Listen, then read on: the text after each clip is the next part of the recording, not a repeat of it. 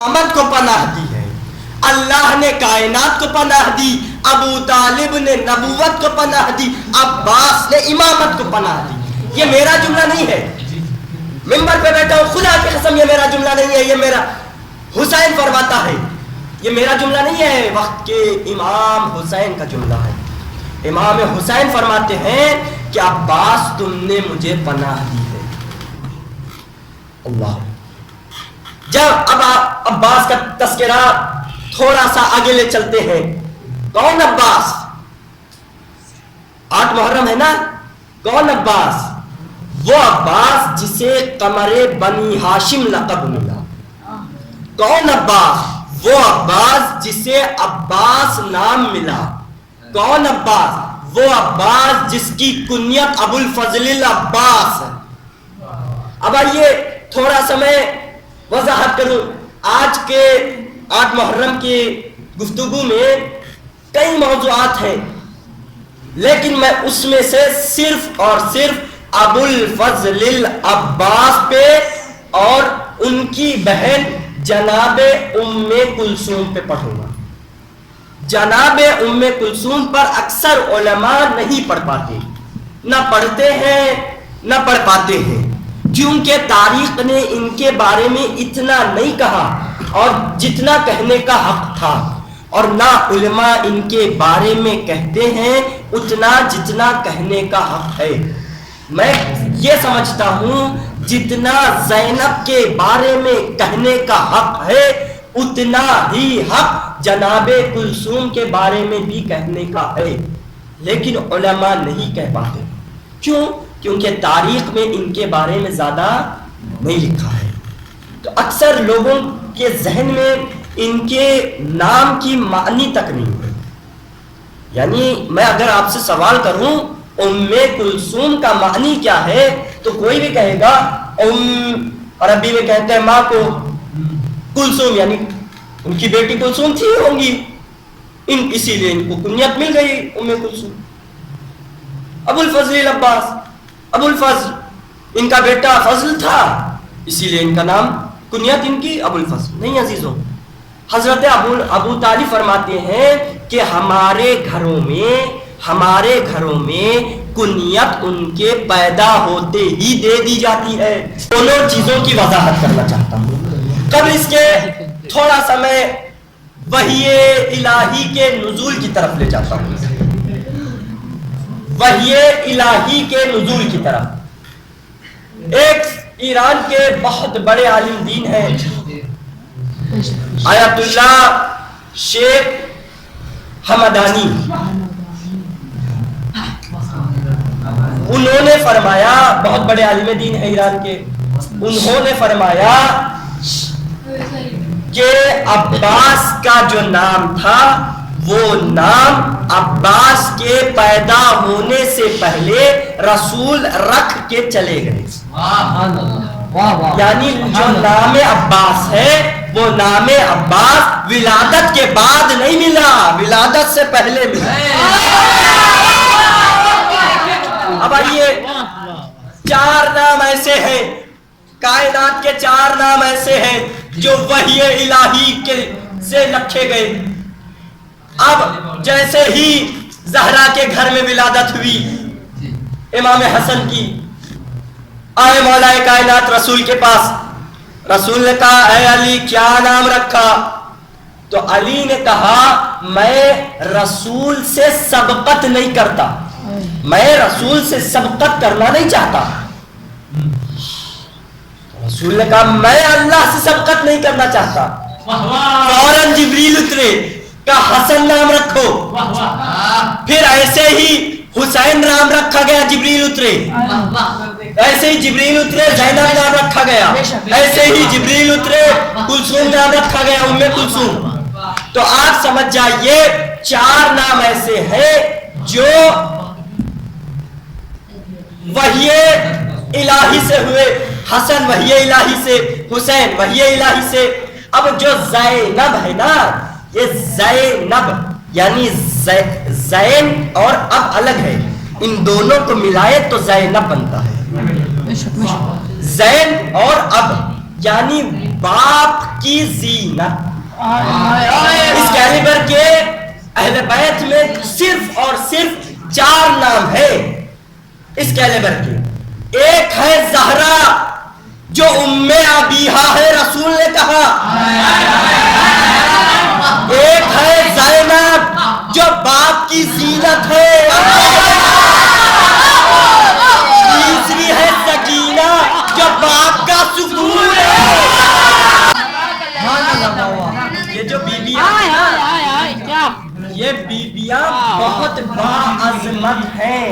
کون کا زہرا جو اپنے باپ کی بھی ماں ہے. اللہ. ام ابیہا رسول کی ماں جو بن جائے اسے زہرا کہتے ہیں, اور جو اپنے باپ کی زینت بن جائے اسے زینب کہتے ہیں. جو اپنے باپ کا سکون و چین بن جائے اسے سکینہ کہتے ہیں. اب میں نے کہا تھا ابو الفضل اور ام کلثوم. اب ام کلثوم کی وضاحت کرنے لگا. میں آپ ہی کے مثالوں کو اٹھا رہا ہوں, نئی بات نہیں کروں گا, نئی مثال نہیں لاؤں گا, لیکن الفاظ میرے ہوں گے, تصورات آپ کے ہوں گے.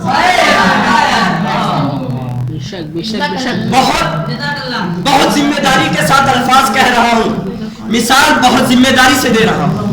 آج 8 محرم تھا نا, آپ مجلس گئے تھے, تو مجلس میں آپ نے پرچم کو دیکھا ہوگا. پرچم کو دیکھا.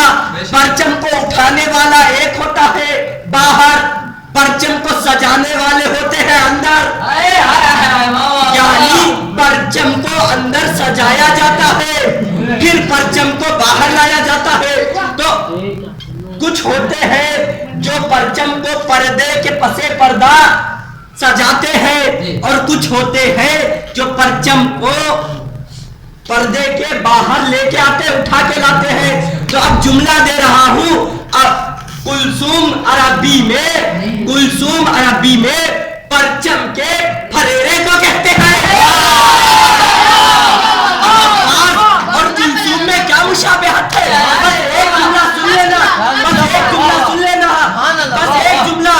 عباس اور کلثوم میں یہ مشابہت ہے کہ بہن نے سجایا, بھائی نے.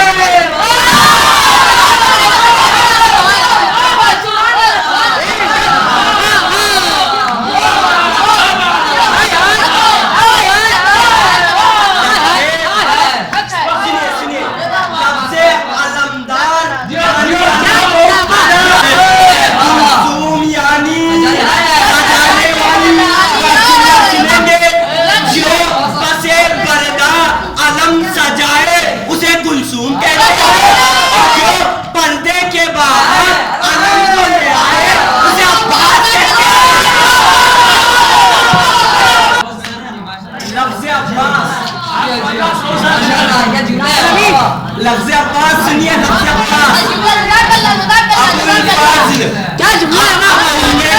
سمجھ گئے. ابو الفضل کو سمجھیے. ابو الفضل کا مطلب یہ نہیں ہے کہ ان کا بیٹا فضل تھا تو ان کو کنیت میں ابو الفضل.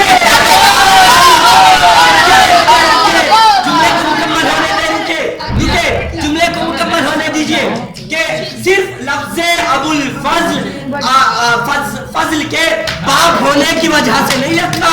ابو الفضل کا اصل عربی سے ترجمہ یہ ہے فضیلتوں کا باپ.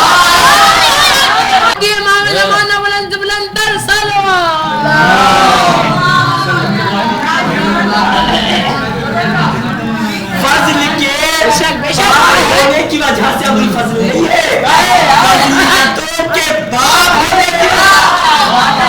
اب باپ کیا ہے؟ باپ وہ ہے جس کے آگے بیٹا اپنے سر کو نہیں اٹھاتا. جملہ سنو گے, ارکان عباس عبدی یہاں پہ رک کے جملہ کہہ رہا ہے کہ جس کے آگے بیٹا اپنے سر کو نہ اٹھائے اسے باپ کہتے ہیں, جس کے آگے اپنے سر کو نہ اٹھائے اسے باپ کہتے ہیں. جس کے آگے فضیلتیں اپنے سر نہ اٹھائے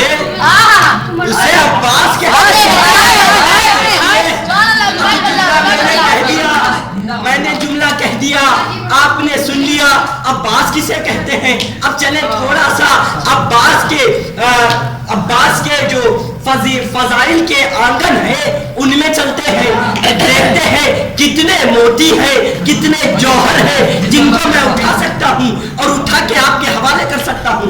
جملہ سنیے، ایک سلوات کا سہارا دیجئے تاکہ میں جملہ عرض کروں۔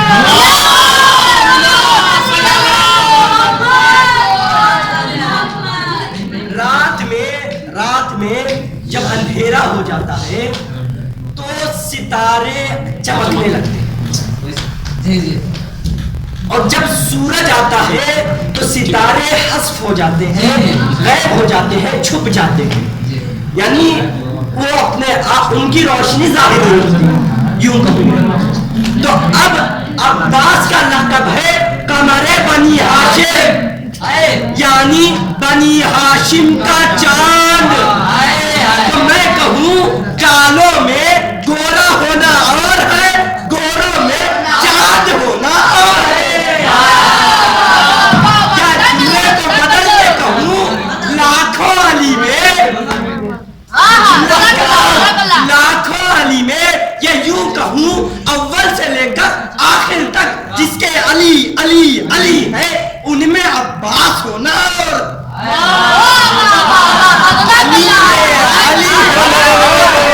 عباس ہونا۔ علی نے جنگ کو منع نہیں کیا بلکہ کہہ دیا کہ میں جنگ نہیں کروں گا لیکن میرا ثانی ہے۔ جنگ میں مولا کا آنا منع ہو گیا تو مولا کھڑے ہو گئے، لیکن جنگی لباس میں تھے، جنگی لباس میں تھے میرے مولا، کھڑے ہو گئے۔ اب عباس آنے کے بعد اپنے باپ سے کہتے ہیں اے آقا، اے بابا مجھے اجازت دیجئے۔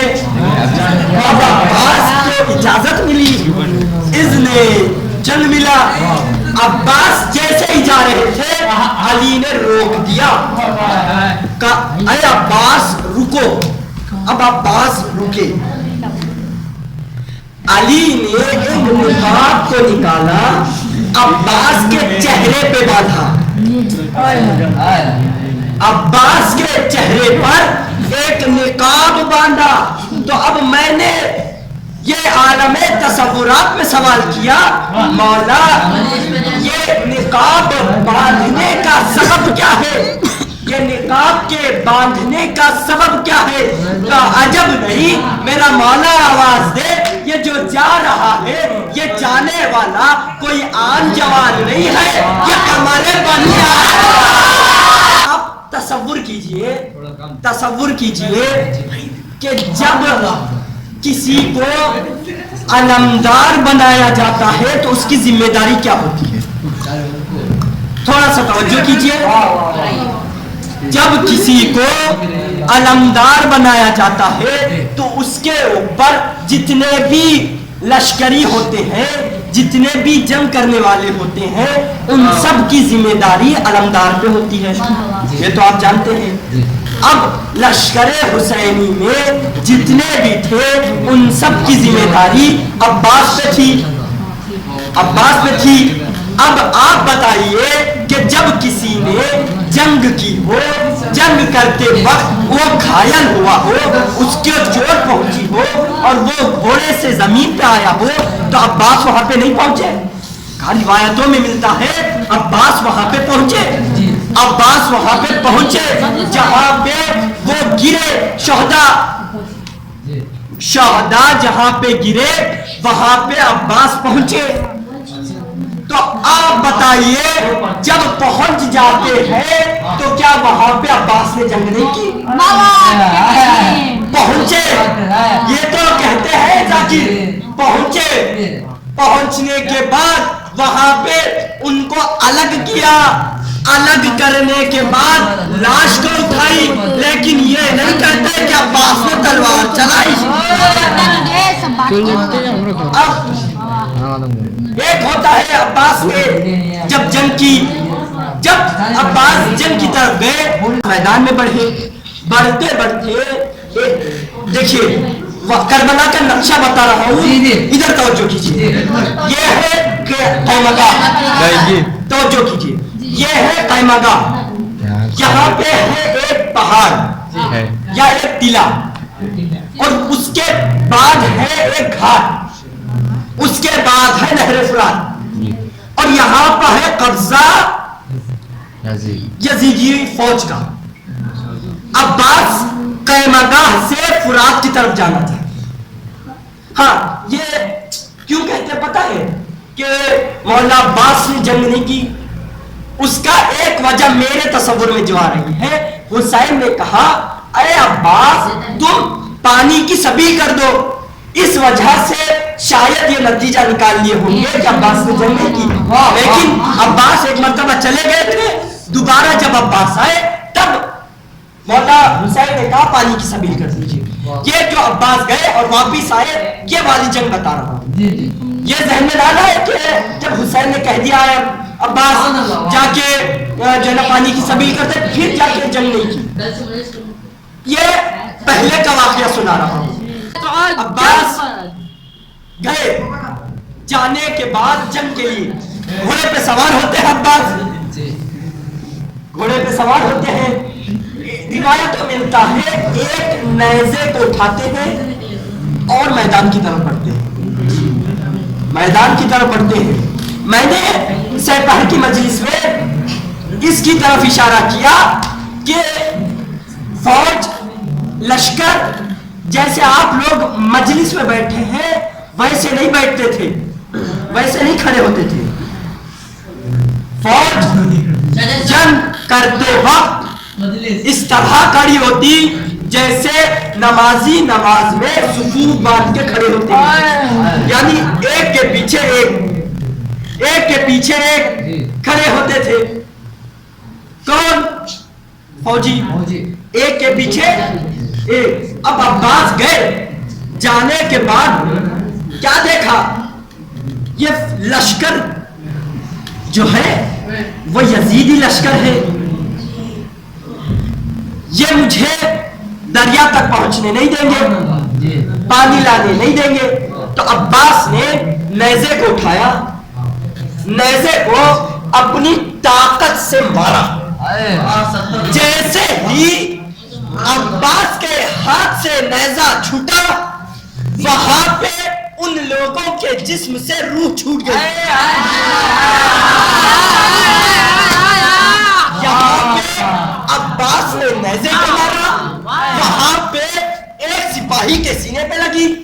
وہ ایسے ہی لگتے لگتے عباس کی طاقت دیکھیے، 20,000 سپاہی کے سینے میں چھید کرتا ہوا نیزہ گزرا.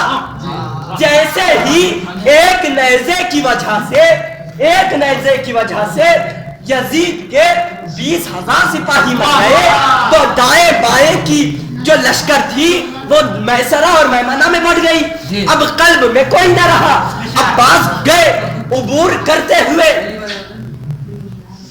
عباس جیسے ہی گھاٹ پہ گئے، گھاٹ پہ قبضہ کیا عباس نے، پھر نہر میں اترے. نہر میں اترنے کے بعد سمندر میں پانی مشکیزے کو میں پانی بھرا. میں جنگ سے سنا رہا ہوں، مسائل نہیں. عباس نے پانی بھر لیا. اب عباس آئے، آنے کے بعد دیکھا پھر واپس فوج سمٹ گئی. عباس نہر میں ہے، نہر ہوتی ہے نیچے، ٹیلا ہوتا ہے بلند. اب آپ کہیں بھی دیکھیے جنگ اوپر سے نیچے پہ غالب آتی ہے، نیچے سے اوپر غالب نہیں آتی. عباس نے کیا کیا یہ آپ نے سنا ہی نہیں ہوگا جو میں سنا رہا ہوں. عباس نے اپنے دونوں گھٹنوں کو، جو زلجنا تھا، جو گھوڑا تھا، اس کے گردن میں دبایا. جیسے ہی عباس نے اپنے زانو کو گھوڑے کو دبایا تو اب گھوڑے کی وفاداری دیکھیے، اپنے سوار کے خیالات کو بھی پہچانتے ہیں. یہ زہرا کے گھر کے جانور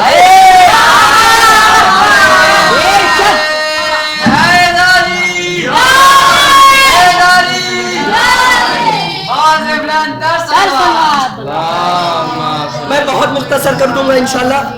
تھوڑا سا توجہ کیجئے تاکہ مجھے بھی پڑھنے میں آسان لگے. میں نے یہ پہلے کہا خطیب پڑھتا نہیں ہے, سماعت پڑھواتی ہے. اب آئیے تھوڑا سا توجہ کیجئے, بہت ہی مختصر بچی ہے, جنگ عباس بہت کم ہے. اب عباس نے اپنے زانوں سے گھوڑے کو دبایا, گھوڑا بلند ہوا. عباس نے اور دبایا, گھوڑا اور بلند ہوا. لگا ایسے کہ گھوڑا نہر سے بلند ہو کے گھاٹ کے برابر ہو گیا. اب عباس نے پھر دبایا تو ایسا لگا کہ گھوڑا اس ٹیلے کے برابر ہو گیا. اب یہ واقعے کو جب لشکر نے دیکھا ڈر گئے. پہلے ایک حملہ دیکھ چکے تھے غازی کا, ڈر گئے. ڈرنے کے بعد گھاٹ خالی کر چکے. عباس گھاٹ پہ پہنچے. پہنچنے کے بعد کیا دیکھا, پیچھے سے 5000 کا لشکر آ رہا ہے. عباس گھومے, عباس گھومے, بہت ہی سنجیدہ گفتگو کر رہا ہوں, تھوڑا سا توجہ کیجیے. عباس گھومے, گھومنے کے بعد گئے ان لشکریوں کو وار کیا. پھر عباس خیمے کی طرف آئے. پھر عباس واپس وہاں گئے جہاں سے لشکر آ رہا تھا. پھر وار کیا, پھر آئے, پھر دیکھا لشکر آ رہا, پھر گئے, پھر وار کیا. یعنی 7 مرتبہ عباس خیمے سے نہر کی طرف گئے, نہر سے خیمے کی طرف. اب سب سے بڑا جملہ دے رہا ہوں تقریر کا. عباس 7 مرتبہ